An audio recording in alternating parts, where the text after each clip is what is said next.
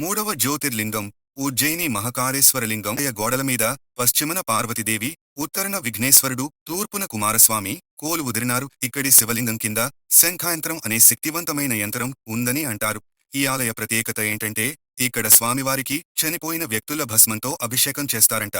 పూర్వం ఒకసారి స్వామివారి అభిషేకానికి భస్మం దొరకకపోవడంతో ఆలయ పూజారి తన సొంత కొడుకును చంపి ఆ భస్మంతో స్వామివారికి అభిషేకం చేశారంట.